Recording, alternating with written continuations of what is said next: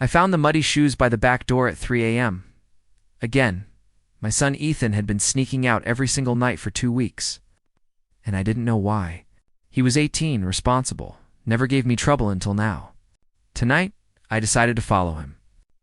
What I discovered in that moonlit clearing changed everything I thought I knew about my son, about love, and about the quiet boy next door who'd been his best friend since childhood. My hands trembled as I stood in our kitchen, staring at those shoes. The clock ticked loudly in the silence. Ethan's bedroom door was closed, and soft music played from inside. He thought I didn't notice. He thought I didn't see the way he'd been different lately. Distracted, glowing, terrified all at once. I'm David. I'm a single father. Ethan's mother left when he was 5, and it's been just the two of us ever since. We built a life on honesty and trust. Or so I thought.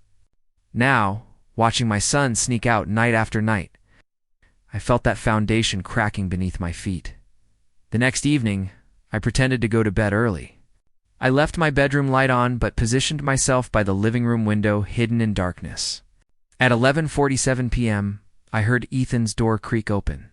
My heart pounded as I watched his silhouette move through our house like a ghost. He slipped out the back door, but I gave him a 30-second head start before following. The autumn air bit at my skin as I tracked his path through our neighborhood. He moved with purpose, taking familiar streets I'd driven him down 1,000 times. Then he turned into the woods behind the Morrison property. The Morrison family had lived next door for 13 years. Their son, Alex, had been Ethan's constant companion growing up. I remembered 2 little boys building forts, sharing secrets, laughing until they couldn't breathe. But lately I'd noticed something shift. The way Ethan's voice changed when he mentioned Alex's name. The way he'd stare out his window toward the Morrison house.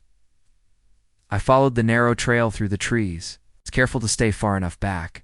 Moonlight filtered through bare branches, casting silver shadows on the ground. Then I saw a small clearing I'd never known existed, lit by battery-powered lanterns hung from tree branches, and there was Ethan, standing in the center of that magical circle of light, waiting, my breath caught in my throat, when Alex emerged from the opposite side of the clearing. Even from a distance, I could see the way they looked at each other. It wasn't the look of childhood friends. It was something deeper, more profound, more terrifying in its vulnerability. I watched as Alex walked slowly toward my son. Ethan's shoulders were tense, his hands shoved deep in his jacket pockets. Alex stopped, just inches away, and they stood there, not touching, barely breathing. The air between them crackled with unspoken words. I can't keep doing this. Ethan's voice carried to where I hid. Sneaking around like we're doing something wrong? Alex reached out, his hand hovering near Ethan's arm but not quite making contact. Then what do you want to do? I want to tell my dad. Ethan's voice broke. I want to tell him that I'm in love with my best friend. That I've been in love with you since I was 15 and didn't even understand what I was feeling. I gripped the tree trunk beside me, my knees suddenly weak. 3 years. My son had carried this alone for 3 years. What if he doesn't accept it? Alex asked quietly. What if he doesn't accept us? Ethan was silent for a long moment. When he spoke again, his voice was steadier. Then I'll deal with it. But I can't keep lying to him. He's my dad, Alex. He raised me to be honest, to be brave. And here I am, sneaking out like a coward because I'm terrified of disappointing him. You could never disappoint him, Alex said fiercely. Ethan, you're the most incredible person I know. If your dad can't see that, he will, Ethan interrupted. I have to believe he will. I watched as Alex finally closed the distance between them, pulling Ethan into a tight embrace. My son's shoulders shook, and I realized he was crying. Alex held him tighter, whispering something I couldn't hear. I backed away slowly, my mind reeling. I made my way home through a blur of tears, letting myself in through the front door this time. In the kitchen, I made coffee I didn't want and sat at the table waiting. Ethan came home 20 minutes later. I heard him pause when he saw the kitchen light on, heard his sharp intake of breath when he found me sitting there. Dad. His face went pale. I thought you were asleep. Sit down, Ethan. He moved like a man walking to his execution, sliding into the chair across from me. His eyes were red-rimmed, his hands clasped so tightly his knuckles were white. "I followed you tonight," I said quietly. The color drained completely from his face. "Dad, I saw you with Alex in the clearing." I held up my hand when he tried to speak. "Let me finish. I saw you. I heard you. And I need you to know something." Ethan looked like he might be sick. His whole body trembled. "I'm sorry," I continued, my voice thick with emotion, "that you felt you had to sneak around. I'm sorry that you've been carrying this fear for so long. I'm sorry that I didn't create a space where you felt safe enough to tell me." His eyes widened. "What? Ethan?"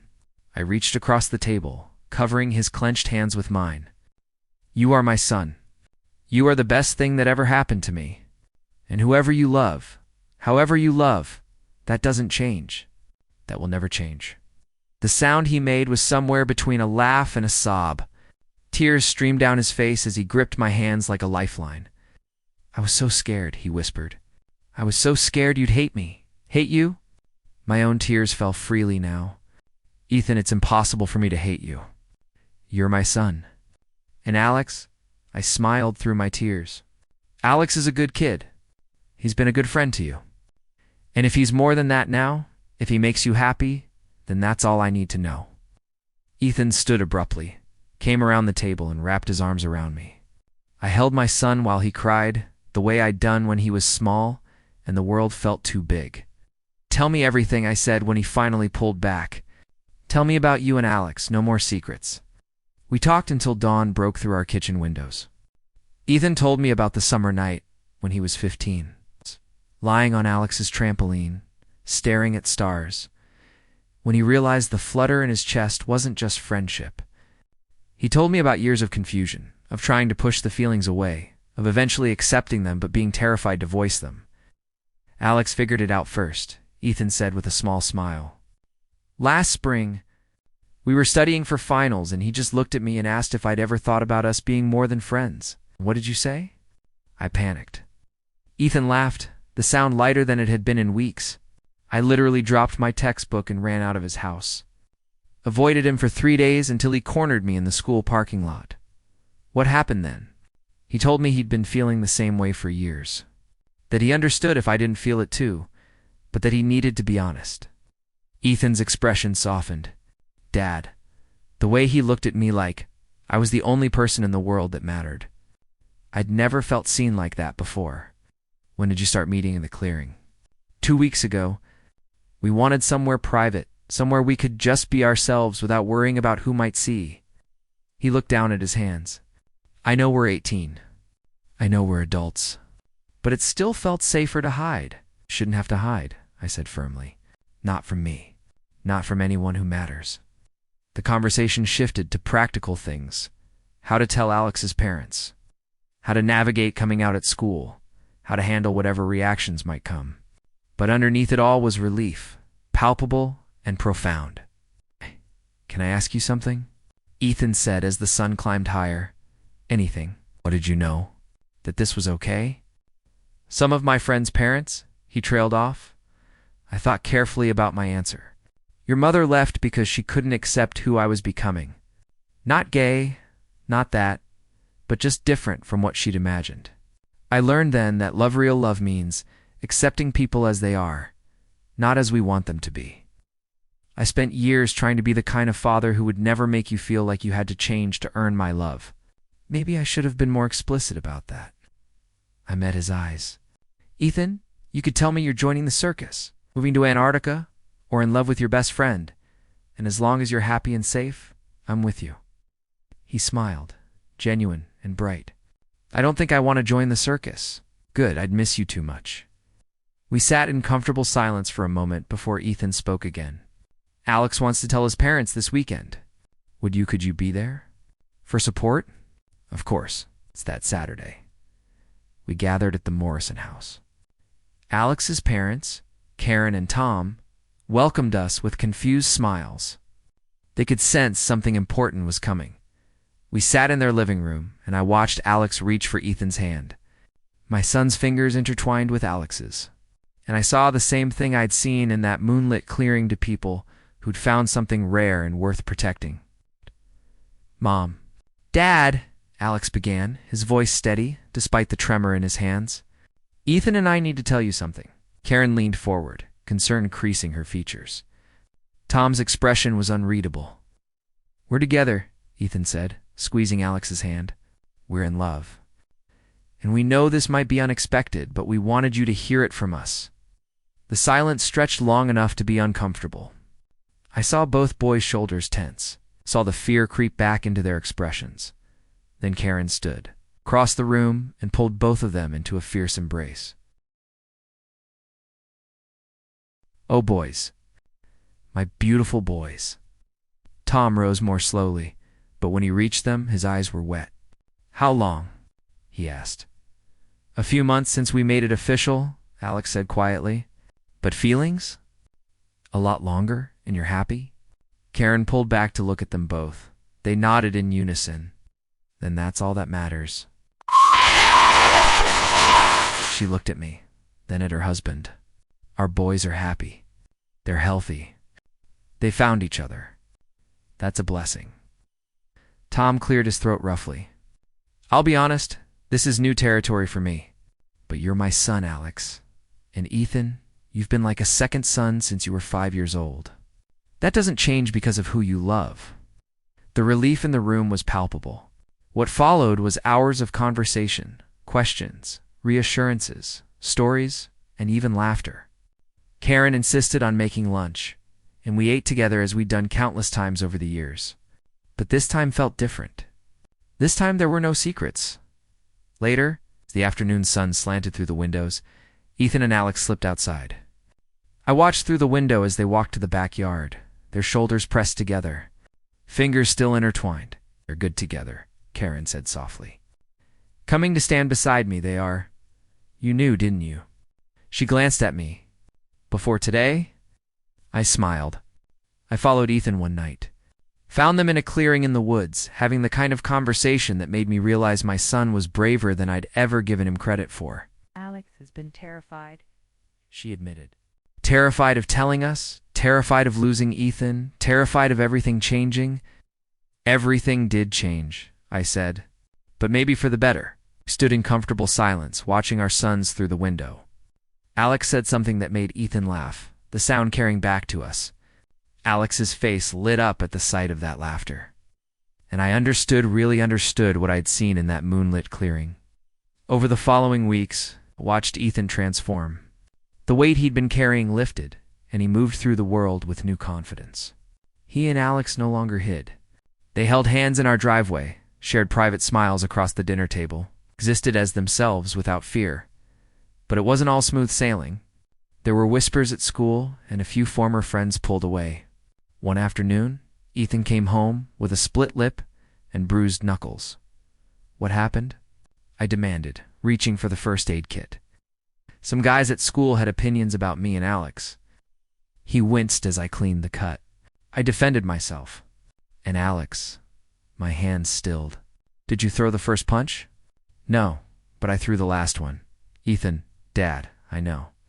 He met my eyes, and I saw steel there I'd never noticed before. I know violence isn't the answer. But they were saying things about Alex, awful things, and I couldn't just stand there. I finished cleaning the cut and sat back. I'm not going to tell you not to defend yourself or the person you love. But you need to understand that the world... I paused, choosing my words carefully. The world isn't always kind to people who love differently. You need to be smart, be safe, I know, he said quietly. But I also can't spend my life apologizing for who I am. You taught me that, I did, didn't I? I smiled despite everything. Just try not to get punched too often. My heart can't take it. The school called later that week. The boys who'd started the fight faced suspension. The administration, to their credit, took the incident seriously. They implemented new anti-bullying policies and brought in speakers to talk about acceptance and diversity. It's not enough, Ethan said one evening, but it's something. Alex was with us for dinner, as he often was now.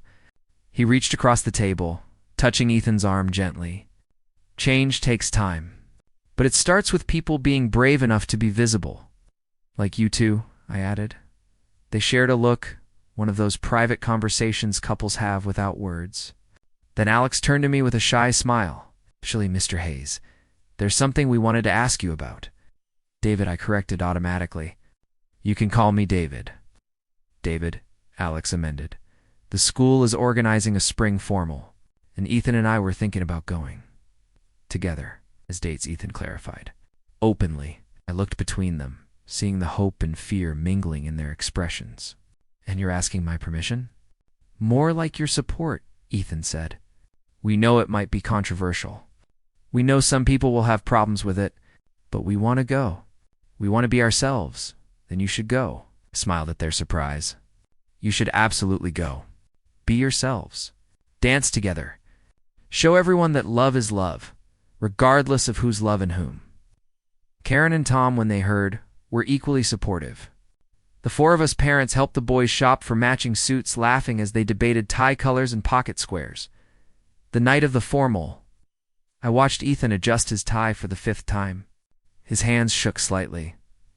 You look handsome, I told him. I'm nervous, he admitted. What if people stare? They probably will. I straightened his collar. But you know what? Let them stare. Let them see two young men who are brave enough to love each other openly.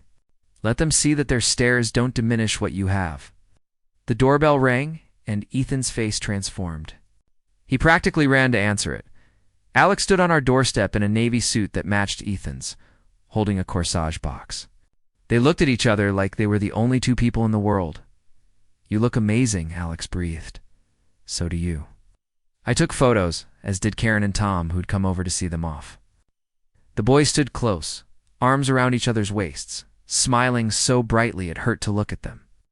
Be safe, I told them as they headed to Alex's car. Have fun. Text if you need anything. We will, Dad.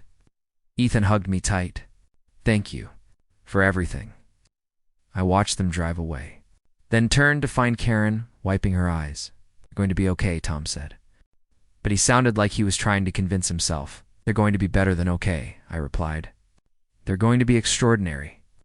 The boys came home late that night, flushed and happy. They'd danced together, been congratulated by friends, and yes, faced some hostility. But they'd faced it together. Principal Martinez made an announcement. Ethan told me, his eyes shining.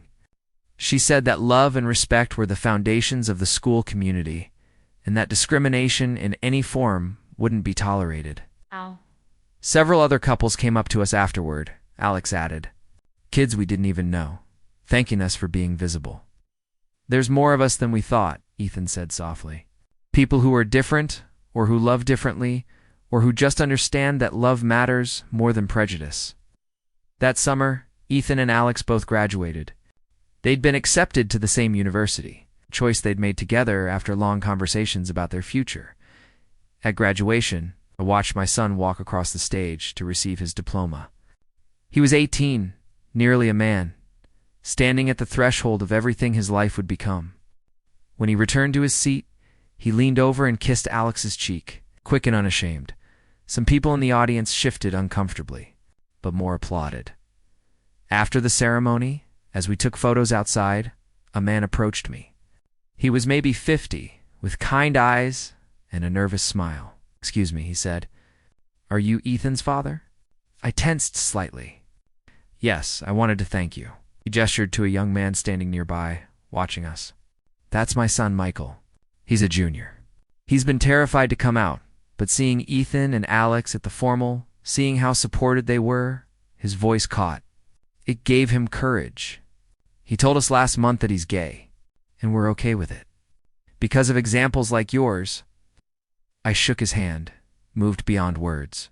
When he walked away, Ethan appeared at my elbow. What was that about? I told him, and watched tears fill his eyes. Dad, he whispered, we're making a difference. You are, I corrected. You and Alex. You're making the world safer for the people coming after you. That night, both families gathered at our house for a graduation celebration. Karen had made enough food to feed an army, and Tom had set up a projector in the backyard to show a slideshow of photos from over the years. I watched images flicker across the screen to little boys building sandcastles, riding bikes, graduating from elementary school, then middle school photos, high school, sports games, and band concerts. The progression was beautiful and bittersweet. The final photo was from the spring, formal Ethan and Alex on our front steps. Arms around each other, smiling like their hearts might burst. To our sons, Tom said, raising his glass, may they always have the courage to be themselves and the wisdom to choose love. To our sons, we echoed. Later, as the party wound down, I found Ethan and Alex sitting on the back porch swing.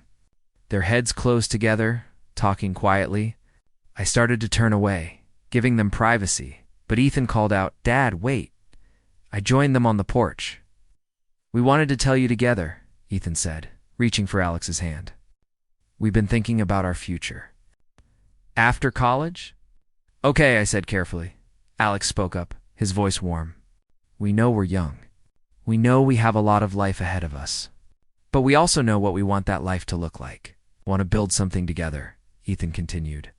"Something real and lasting.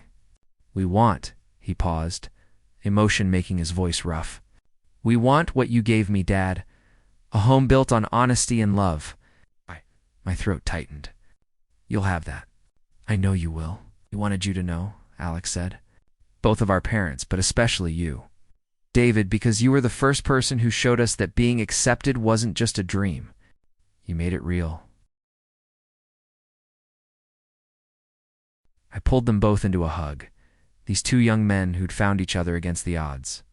"I'm so proud of you both," I managed. "Not because you're together, but because of who you are. You're kind, you're brave, you're honest, and you're making the world better just by being in it." When they finally headed inside to rejoin the party, I stayed on the porch, looking up at the stars. I thought about that night in the clearing, about the fear and hope I'd heard in my son's voice. I thought about all the nights I'd lain awake when he was small, wondering if I was doing enough, being enough. And I realized that parenthood isn't about being perfect. It's about showing up, staying present, and loving unconditionally. The screen door opened, and Karen came out with 2 glasses of wine. "You look contemplative," she said, handing me one, "just thinking about how fast it all goes." I accepted the glass. One minute, they're building pillow forts in your living room. The next, they're making plans for their future together. Are you okay with it? Them being so serious so young, I considered the question. I think they've earned the right to make their own choices. They've faced more challenges in these few months than most couples face in years, and they've done it with grace. "Alex talks about Ethan constantly," Karen said with a smile. "The way his face lights up, I've never seen him so happy. Ethan's the same. I'll be talking to him about something mundane, and suddenly he'll mention Alex and just glow." We sipped our wine in comfortable silence. "Thank you," Karen said suddenly, "for being the kind of parent who made this easier. Tom and I, we like to think we're accepting people, but having a child come out still knocked us off balance. Seeing how you handled it, how you supported Ethan without hesitation, it helped us be better. You're giving me too much credit. I just loved my son. That's exactly it." She touched my arm gently. "You just loved your son. That's all any of them need." The summer passed in a blur of preparations and goodbyes. Ethan and Alex were leaving for university in 3 weeks, and the house felt emptier already one evening.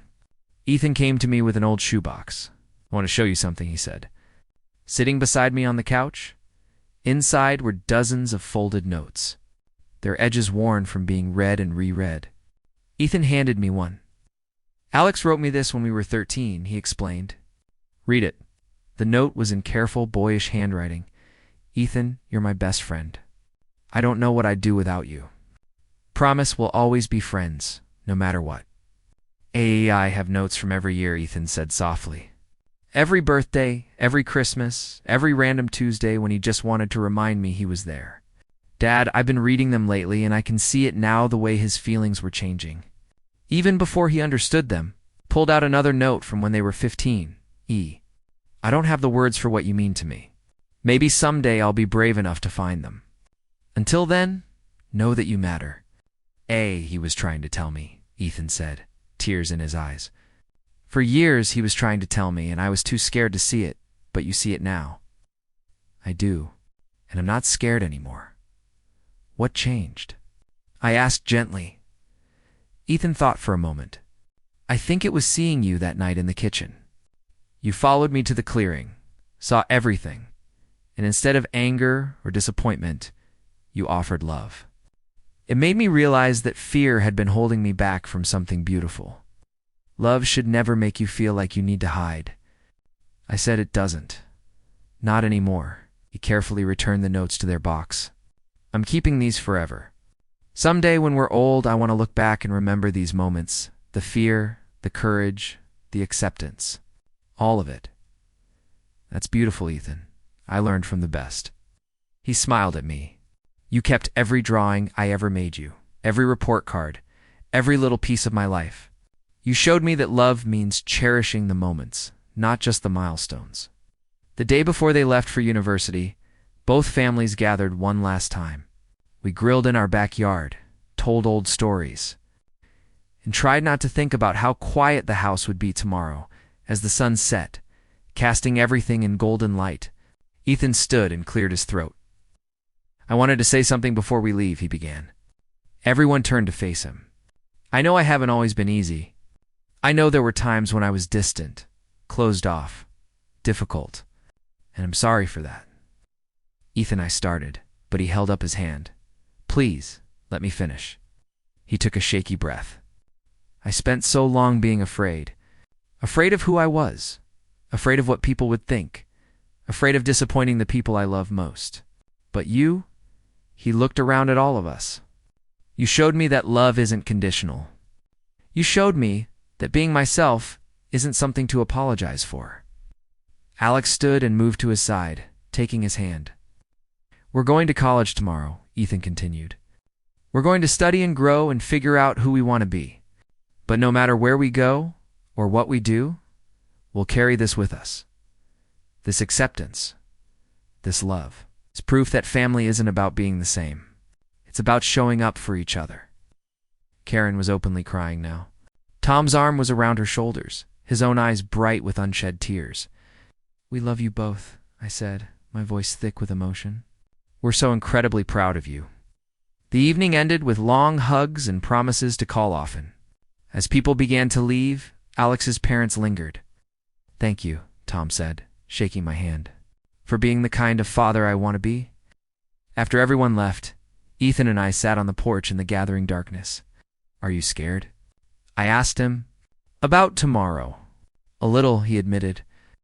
But mostly I'm excited. Alex and I were going to make it work. Long distance during the semesters, when we have different class schedules, close together when we can be. We've talked about everything, planned for the challenges. That's smart. I learned from watching you, Dad. After Mom left, you could have been bitter. You could have taught me that love wasn't worth the risk. But instead you showed me that love is always worth fighting for, even when it's hard. Especially when it's hard. I blinked back tears. Your mother leaving was the hardest thing I've ever been through. But it taught me something important, that the people worth keeping are the ones who love you as you are, not as they wish you were. Alex loves me as I am, Ethan said softly.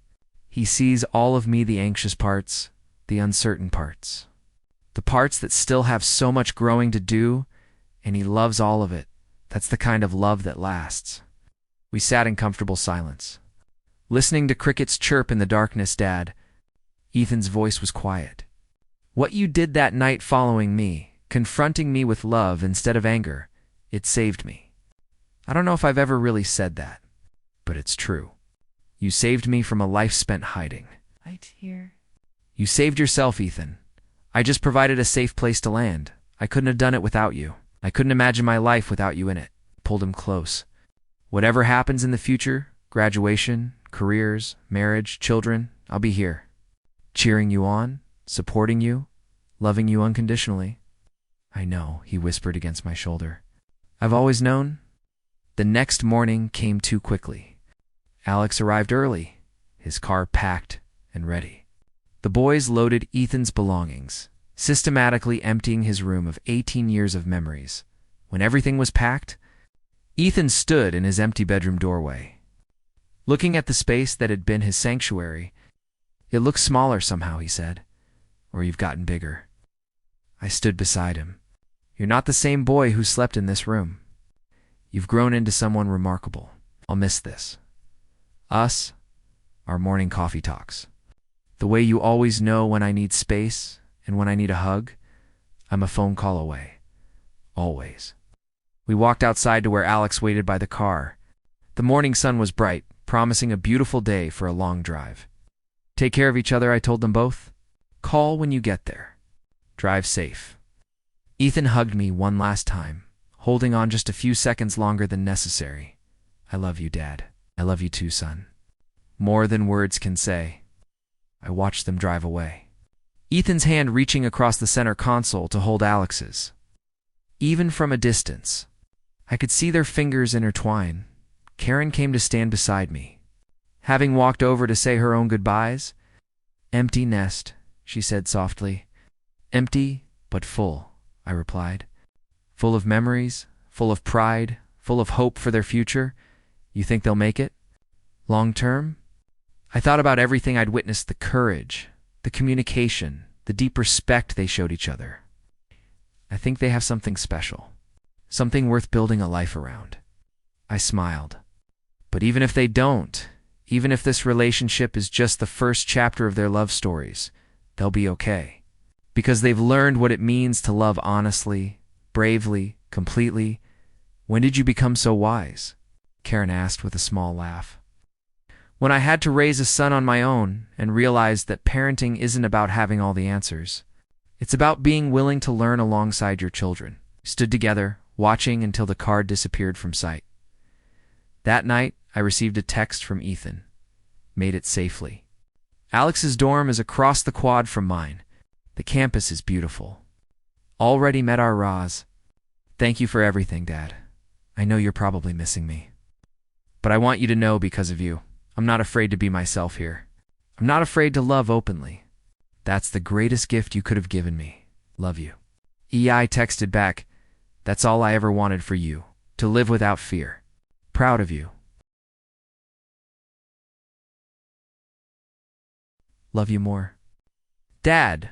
Over the following months, Ethan and Alex settled into college life.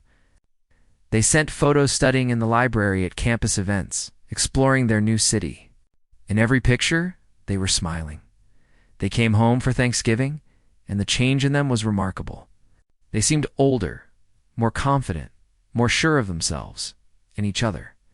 "College is amazing," Ethan told me over turkey dinner. "But it's also hard. Being away from home, managing our own schedules, navigating new relationships. How are you two handling it?"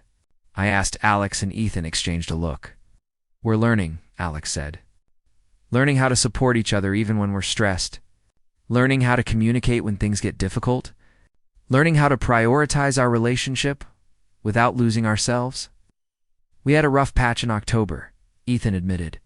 "Got into an argument about time management. I felt like Alex wasn't making enough time for us, and he felt like I was being too demanding. What did you do?" "We talked. Really talked." Alex smiled at Ethan. "We stayed up until 3 in the morning, being completely honest about our fears and needs and expectations. It wasn't easy, but it was necessary." "That's mature of you both," I said, impressed. "We learned from the best," Ethan replied, squeezing my hand across the table. The weekend flew by too quickly.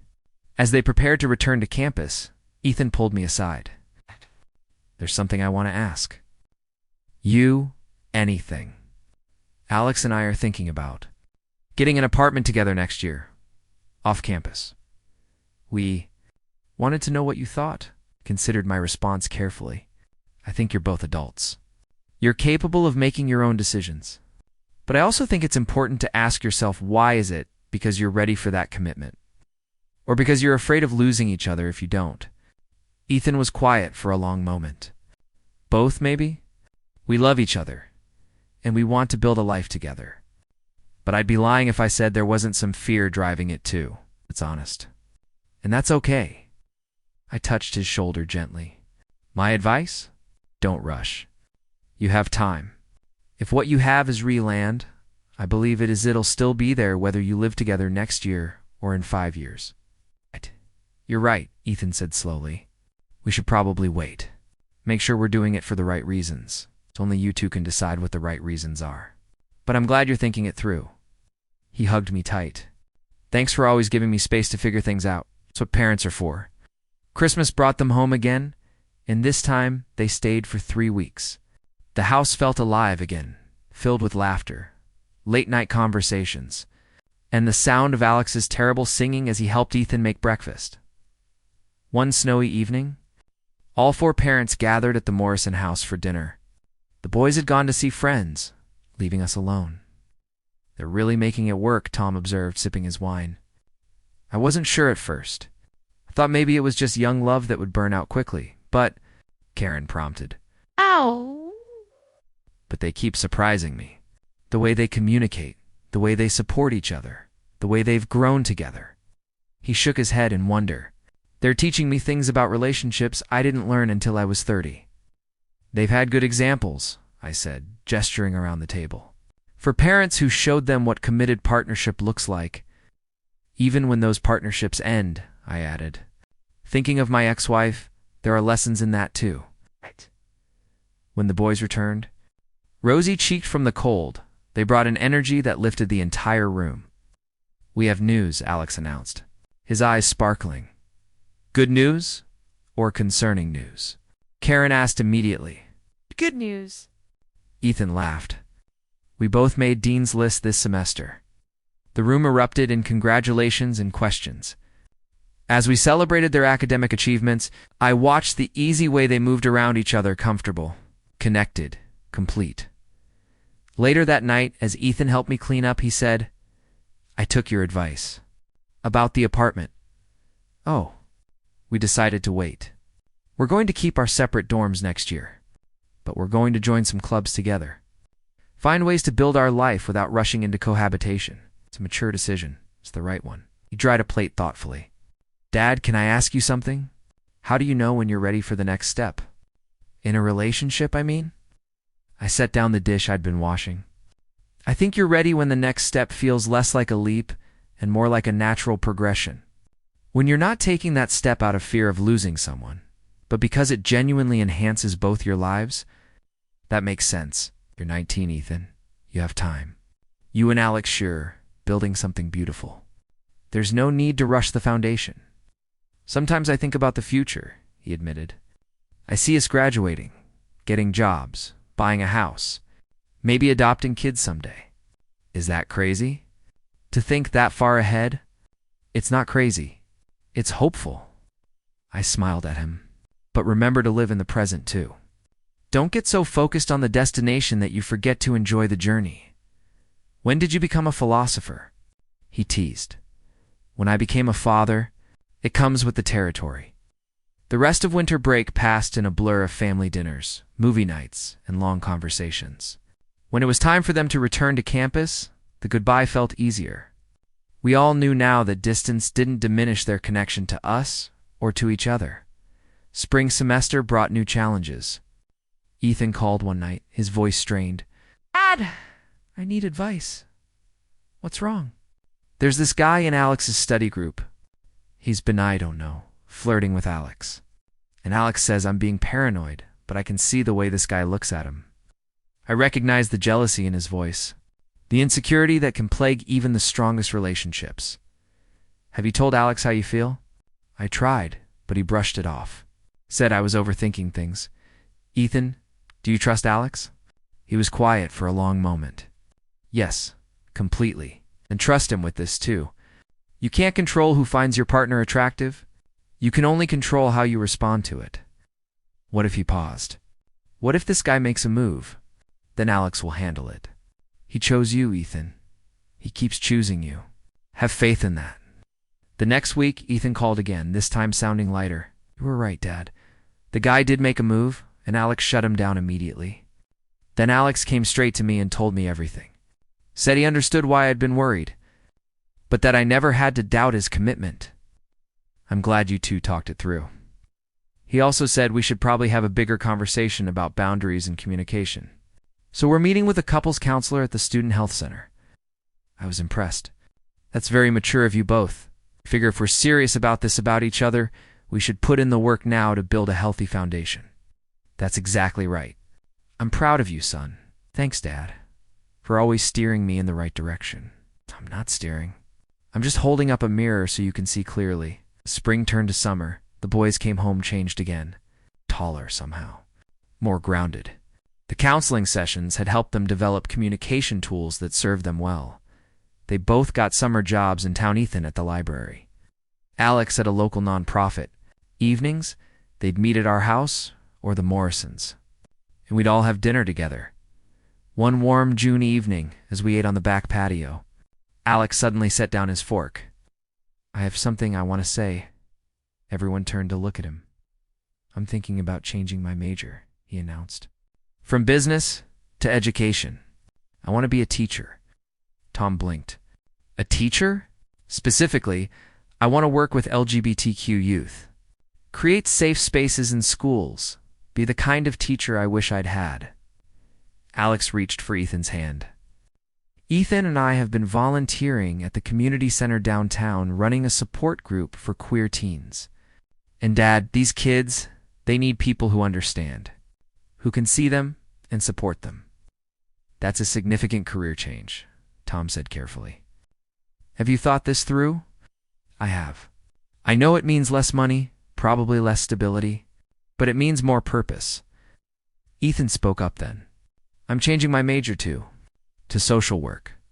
Alex and I want to work together someday, creating programs and resources for LGBTQ plus youth. I felt tears prick my eyes. These two young men, turning their own experiences into tools to help others. I think, Karen said slowly, that's the most beautiful thing I've ever heard. We're still figuring out the details, Alex added. But we wanted you all to know. Because your support means everything to us. The conversation that followed was rich and meaningful. We talked about the practicalities of their new career paths, the challenges they might face, the rewards they could expect.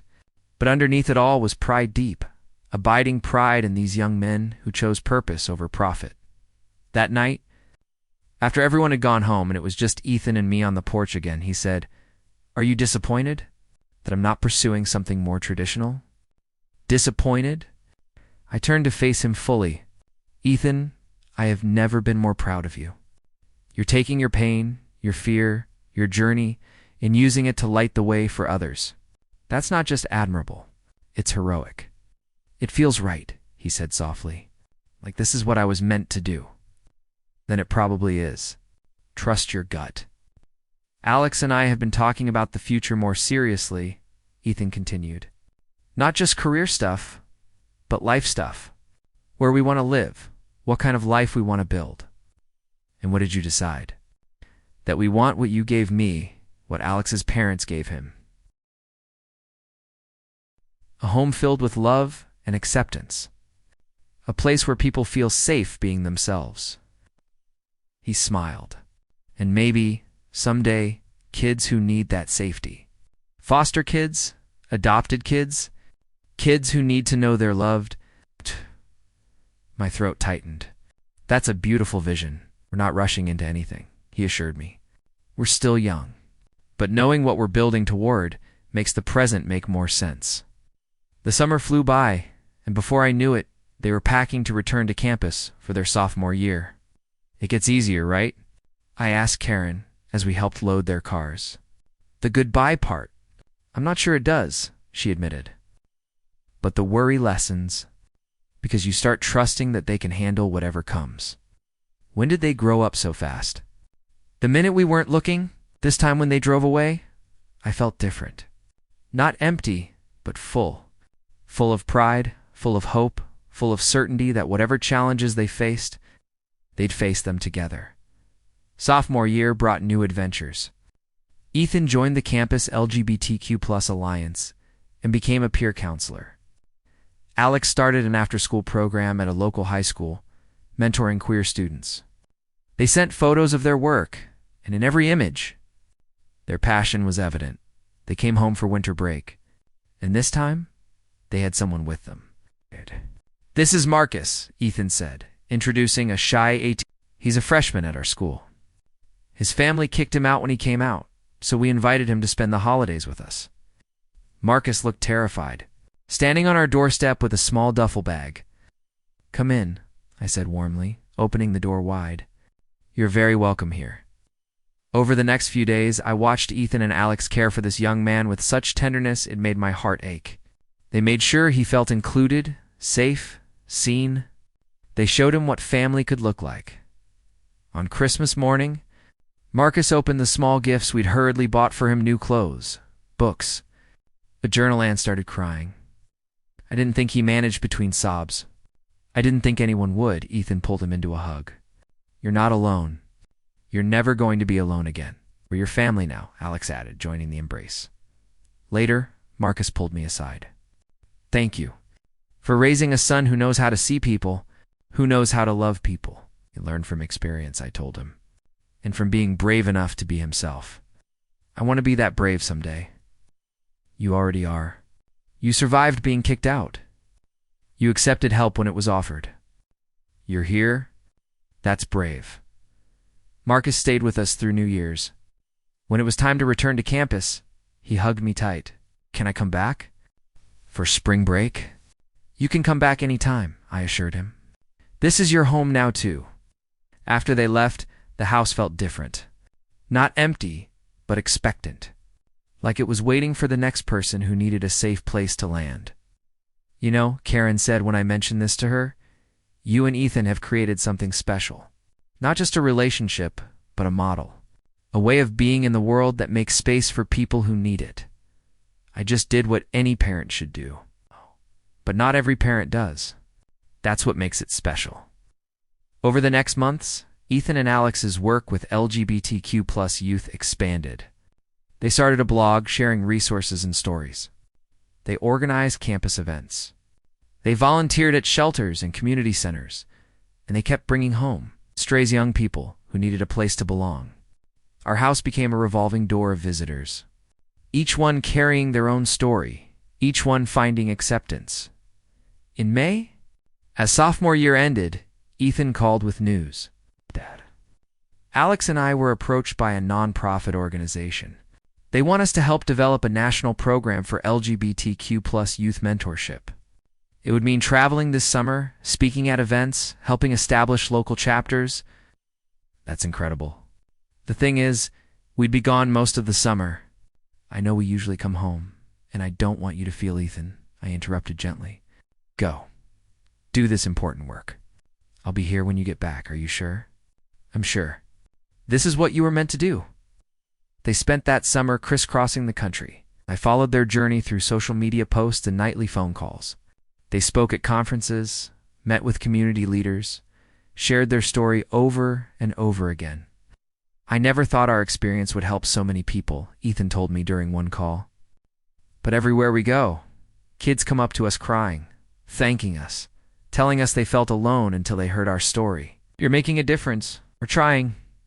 "But Dad, some of these stories, kids sleeping in cars, hiding who they are, convinced they're broken." His voice cracked. "It makes me so grateful for you. For what you gave me, you're giving that gift to others now. That's beautiful." They came home in late August, exhausted but fulfilled. Both had grown again, not physically, but in presence. They carried themselves with a new authority. "We've been thinking," Alex said over dinner that night, "about what comes next. We're going to finish school," Ethan clarified. "But after that, we want to start our own organization. A comprehensive support system for LGBTQ+ youth housing, counseling, education, job training, everything." "That's ambitious," Tom said. "It's necessary," Alex replied firmly. "The current systems aren't enough. Kids are falling through the cracks. We want to catch them. We'll need funding, partnerships, a whole infrastructure," Ethan added. "But we have 2 more years to plan, to learn, to build." I looked at these 2 young men. 2 years old and planning to change the world, and I believed they could do it. "Whatever you need," I told them. "However I can help, I'm here." "You know," Ethan said softly, "we've always known." Junior year began with renewed purpose. Ethan and Alex threw themselves into their studies, but also into building the foundation for their future organization. They networked, researched, drafted proposals. Marcus, the boy they'd brought home the previous winter, became their first official mentee. He flourished under their guidance and in turn began mentoring younger students. It's like a ripple effect, Ethan told me during winter break. We help one person, they help another, and the circle keeps expanding. That's the way real change happens, I agreed. One person, one choice, one act of love at a time. We've decided on a name for the organization, Alex announced. The Clearing Foundation? Named after the place where we finally stopped hiding. I felt tears well up. That's perfect. We wanted your permission, Ethan said, because you were part of that story too. You have my blessing and my full support. That night, the three of us sat on the porch, me, Ethan, and Alex, and they shared their detailed plans. The programs they'd offer, the communities they'd serve, the lives they hoped to change. We know it won't be easy, Alex said. Starting a nonprofit, getting funding, managing growth. But it's worth it, Ethan finished. If we can save even one kid from feeling the way we felt, tessellated, afraid, certain they have to hide, it's worth every challenge. I believe in you both, I told them. Not just because you're driven and passionate, but because you've lived it. You know what these kids need because you needed it once too? Still need it sometimes, Ethan admitted. The world isn't always kind. We face discrimination, ignorance, hostility, but we also face acceptance, support, love, and we want to amplify that, make sure every LGBTQ plus young person knows they're not alone. Senior year flew by in a whirlwind of classes, planning sessions, and relationship milestones. Ethan and Alex moved into an off-campus apartment together, taking that step they'd carefully considered for so long. It feels right now, Ethan told me as I helped them move in. We're ready. We know how to communicate, how to give each other space, how to build a life together. They created a home that was warm and welcoming, with an extra room for kids who needed emergency housing. Within weeks, they'd hosted 3 different young people, providing safety while connecting them with longer-term resources. In March, Alex called me. David, I need to talk to you about something. In person, he came over that evening, nervous in a way I hadn't seen since he and Ethan first came out. What's on your mind? I asked, pouring us both coffee. I want to propose to Ethan, he said in a rush. After graduation, and I wanted your blessing. I set down my mug carefully. You want to marry my son? I do. I know we're only 22. I know people will say we're too young. But David, I've loved Ethan for as long as I can remember. And I don't want to spend another day without him knowing my full commitment. What does marriage mean to you? I asked gently. Alex thought carefully. It means choosing each other every day. It means building a future with shared goals and separate dreams. It means having a partner who sees all of you the good and the difficult and loves all of it anyway, and you're ready for that? I am. I've been ready for years. I smiled, feeling emotion rise in my chest. Then you have my blessing and my enthusiastic support. Alex's shoulders sagged with relief. Thank you. That means everything. Can I ask how you're planning to propose? His face lit up. Remember the clearing where you found us that night? I want to take him there. Full circle. He'll love that. Hope so. I'm terrified he'll say no. He won't, I assured him. That boy has been in love with you since he was 15. He's not going to say no. Alex left that night with a spring in his step, and I immediately called Karen. Alex just asked for my blessing to propose to Ethan, I told her. Her squeal nearly deafened me. Oh my God, did you say yes? Of course I said yes. Those two are perfect for each other. Tom is going to cry. He's such a softie about them. Graduation approached, bringing with it excitement and nostalgia. Both sets of parents helped with party planning, and the boys worked on their organization launch. Scheduled for July, the night before graduation. Ethan came to see me alone. This feels like the end of something, he said, sitting on the porch swing. But also the beginning. That's exactly what it is. You're closing one chapter and opening another. I'm scared, he admitted. What if the organization fails? What if we can't get funding? What if we can't actually help anyone? Then you'll learn from it, and try again. But Ethan, I don't think you'll fail. You and Alex have something special, a vision born from experience, a commitment to service, and the support of two families who believe in you. I couldn't have done any of this without you. Dad, without your acceptance that night when you followed me to the clearing, would have found your way eventually. I just made it a little easier. You made it possible, he corrected. You showed me that being gay didn't mean losing my family. That being myself didn't mean being alone. We're never going to be alone. Not on my watch. He leaned his head on my shoulder, and we sat there in comfortable silence, watching fireflies dance in the growing darkness. Alex is acting weird, Ethan said suddenly. Nervous about something. You don't think he's having second thoughts about us, do you? I bit back a smile. I think Alex is exactly where he wants to be. Sometimes people are nervous about good things too, I guess. Graduation day was beautiful. Ethan and Alex walked across the stage minutes apart, both graduating with honors. Their smiles were radiant, their futures bright with promise. At the graduation party, surrounded by friends and family, I watched them move through the crowd together.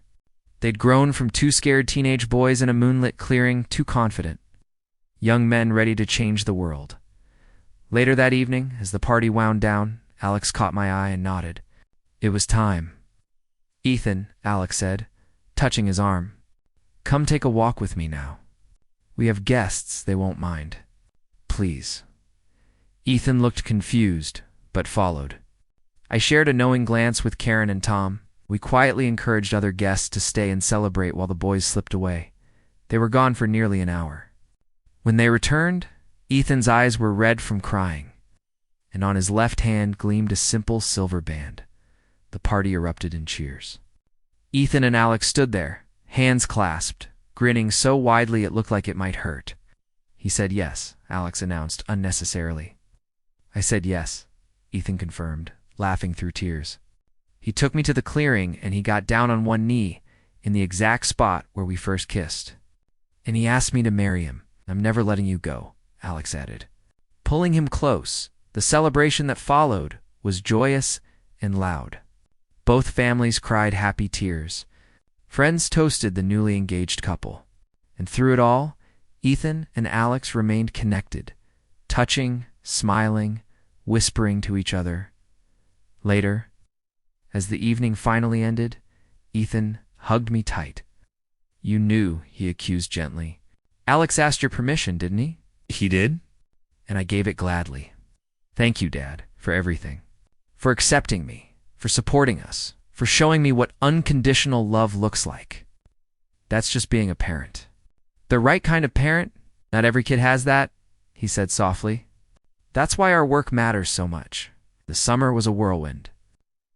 Ethan and Alex officially launched the Clearing Foundation in July, with a website, social media presence, and partnerships with local schools and community centers. The response was overwhelming. Within months, they had more requests for services than they could handle. They hired 2 part-time staff members, both LGBTQ+ young adults, who'd benefited from similar programs. Marcus, now a confident sophomore, became their youth coordinator. You saved my life, he told them at the staff meeting. Now I want to help save others. In August, a local news station featured the Clearing Foundation in a segment about innovative youth services. Ethan and Alex were articulate and passionate, sharing their story and their mission. The segment went viral. Donations poured in.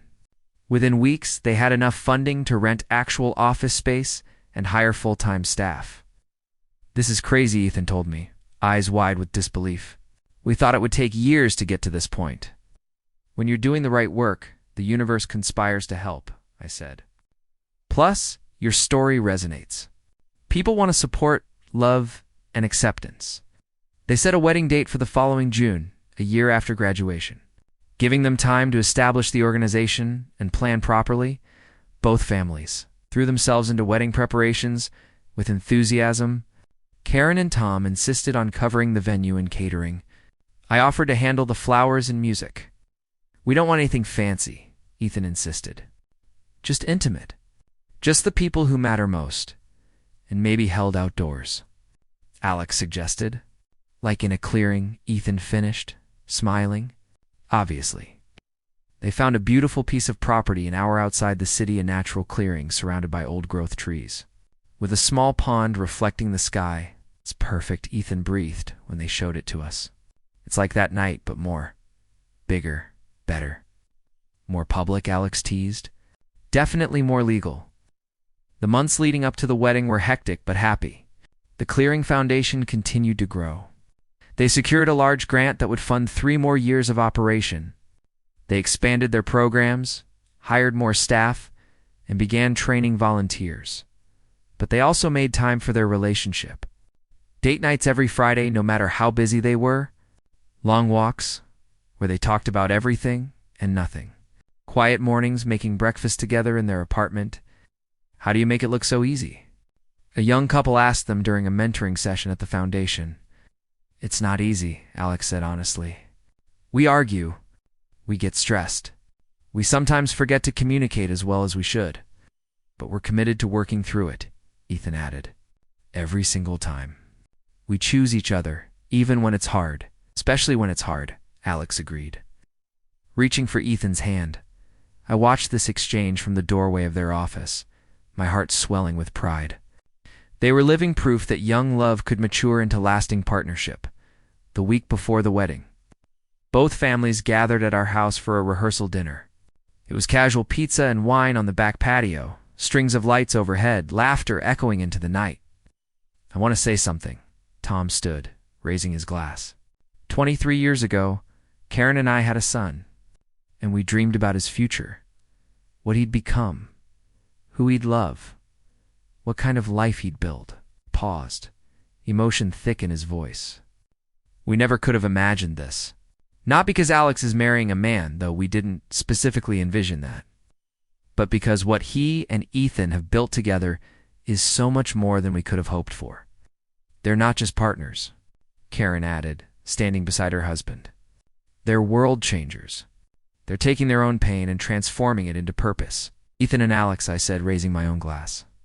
May your marriage be as strong as your commitment to each other, and may your love continue to light the way for others. To Ethan and Alex. Everyone echoed. The wedding day dawned clear and warm.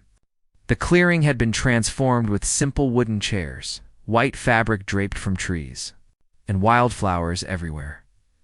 I helped Ethan get ready that morning, straightening his tie and brushing invisible lint from his shoulders. How do I look? He asked nervously. Like the happiest man alive. I am. Dad, I'm about to marry my best friend. The person who knows every part of me and loves all of it. That's what marriage should be. Did you and Mom have that? I considered the question carefully. For a while we did, but people change, grow. Sometimes in the same direction, sometimes apart. Your mother and I grew apart. Do you think Alex and I will grow apart? I think you two have something different. You're growing together, building something together, and you're both committed to doing the work when things get hard. I'm scared, Ethan admitted. What if I'm not a good husband? What if I fail at this? Marriage isn't about being perfect. It's about showing up, being honest, and choosing love even when it's difficult. You already know how to do those things. The ceremony was intimate and beautiful. 75 people gathered in that clearing as Ethan and Alex stood facing each other, hands clasped, eyes bright with tears. I've loved you since I was 15, Ethan said during his vows. Before I had the words for it, before I understood what it meant, I loved you. You've been my friend, my confidant, my courage. Today, you become my husband. And I promise to choose you, honor you, and love you every single day for the rest of our lives. Alex's voice shook as he replied. You saved me, Ethan. Not just that night in this clearing, but every day since. You saved me from a life lived in fear. You showed me that being ourselves isn't just okay, it's beautiful. I promise to be your partner in every sense of the word. Your supporter, your challenger, your safe place to land. There wasn't a dry eye in the clearing when they sealed their vows with a kiss. The cheers were deafening, joyous, full of love. The reception was held at a nearby barn, decorated with more wildflowers and string lights. There was dancing, toasting, laughing, and crying. Both families mingled seamlessly, having become one extended family over the years. During the father-son dance, Ethan rested his head on my shoulder. "Thank you," he whispered, "for giving me the freedom to become this person, to love this way. To build this life, you did that yourself. I just didn't stand in your way. It's more than some kids get. That's everything." Later, as the reception wound down, I found Alex standing alone, watching Ethan dance with Marcus and some of the other Foundation kids they'd helped over the years. "Happy?" I asked impossibly. Alex smiled. "I keep thinking about that night when we were 18, sneaking around in the dark. If someone had told me then that 6 years later we'd be here married, running an organization, surrounded by people who love Usai, wouldn't have believed them. Life has a way of surprising us. I want you to know I'm going to take care of him, your son. I'm going to love him and support him and stand by him through everything. I know you will. You've been doing it for years already. And when we have kids because we want to adopt, maybe foster, I hope I can be the kind of father you've been. The kind who loves unconditionally." My throat tightened. "You'll be better than me, because you've lived it. You know what these kids need? I learned from the best," Alex said softly. As the evening ended and the newlyweds drove out, away heading to a cabin in the mountains for their honeymoon, I stood with Karen and Tom, watching their taillights disappear. "We did good," Tom said, his arm around his wife. They did good," I corrected. "We just didn't screw it up too badly. It's all parenting is," Karen said wisely. "Trying not to screw it up too badly and celebrating when your kids become better people than you expected." Over the next year, Ethan and Alex settled into married life with the same grace they'd brought to dating. They worked together at the Clearing Foundation, which had grown to serve over 300 young people. They bought a small house with space for foster children. They built a life filled with purpose and love, and I got to watch it all.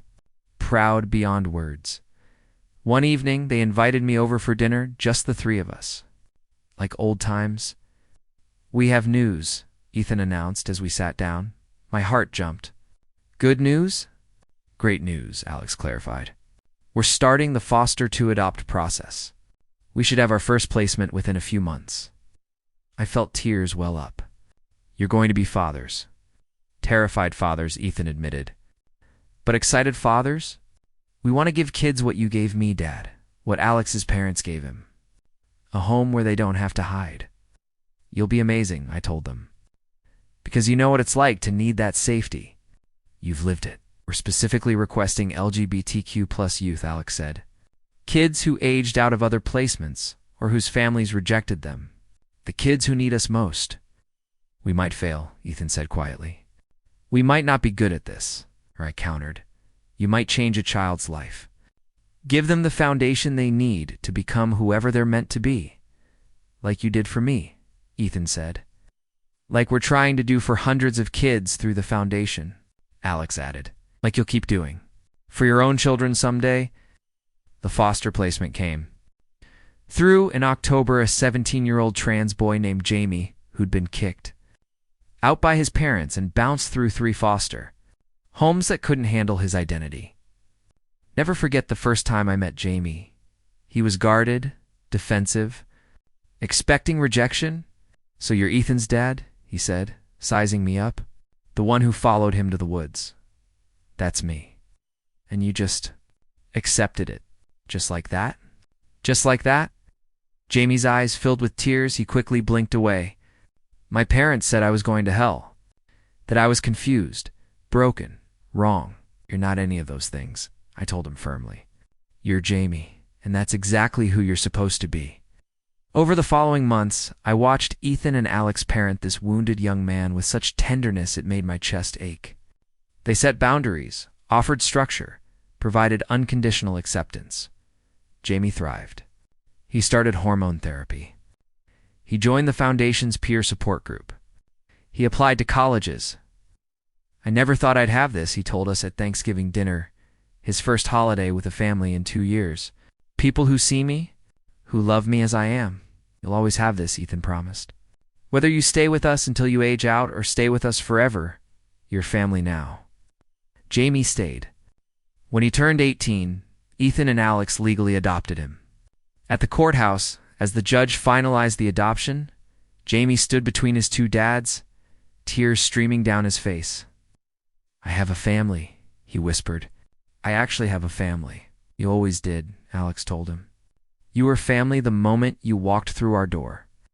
I watched this scene from the courtroom gallery, remembering that scared teenager I'd found in a moonlit clearing all those years ago. He'd grown into a man who created families, who built safety, who transformed pain into purpose. Jamie graduated high school that spring with honors and a full scholarship to study social work, following in his father's footsteps. "I want to do what they do," he told me. "Help kids like me. Show them they're not broken. You're going to be amazing at it." I learned from the best. As the years passed, the Clearing Foundation expanded to multiple cities.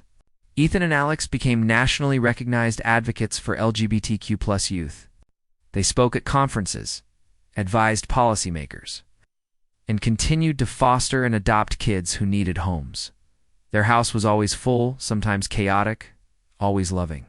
I spent countless evenings there, helping with homework, listening to stories, being Grandpa David to a growing collection of kids who'd found safety under that roof now. Standing here 10 years after that night, I followed my son to the clearing. I can see how far we've all come. Ethan is 32, Alex is 31. They've helped thousands of young people, adopted 4 children, and built a life that stands as proof that love in all its forms is worth fighting for. Last week, their oldest, Jamie, now 27 and running his own advocacy organization, called to tell them he's getting married to a wonderful person who sees me, Jamie said, his voice choked with emotion. "Who loves me as I am, just like you taught me was possible," Ethan cried. Alex cried. "Hell," I cried, "because that's what this has all been about, showing people that they deserve love, acceptance, and family, not despite who they are, but because of who they are." Tonight, I'm sitting on my back porch. Same porch where Ethan and I had so many important conversations, and I'm thinking about that terrified father who followed his son into the woods 10 years ago. Thinking about the boy I found there, so scared of disappointing me that he'd been sneaking out every night just to be himself. I'm thinking about the choice I made that night to meet him with love instead of judgment, acceptance instead of rejection. And I'm thinking about the ripple effects of that one choice. Thousands of kids helped. For children adopted, countless families rebuilt. A legacy of love that will outlast all of us. That's what unconditional love does. It doesn't just change one life. It transforms generations. So what happened after I found my son in that clearing? Everything. Everything beautiful and messy and real. We built a life without secrets. We created a family without conditions. We proved that love, real, unconditional love, can heal wounds we didn't even know existed. If you're reading this and you're scared to tell someone who you are, scared to love openly, scared to step into your truth, let me tell you something. You deserve to be loved as you are. You deserve family that celebrates you. You deserve a life without hiding. And if your current family can't see that, know that family isn't always about blood. Sometimes it's about the people who choose to show up for you, who see you, who love you anyway. My son is 32 now, married to his best friend, father too for incredible kids, changing the world one young person at a time, and it all started with a choice I made in a moonlit clearing. To love my son exactly as he is, that's the only choice that ever mattered. If this story touched you, please hit the like button and subscribe for more true stories about love, family, and acceptance. Comment below. Should I share what happened when one of their foster kids came out as trans and they had to navigate new challenges? The story gets even more powerful. Part 2 is coming soon. Don't miss it.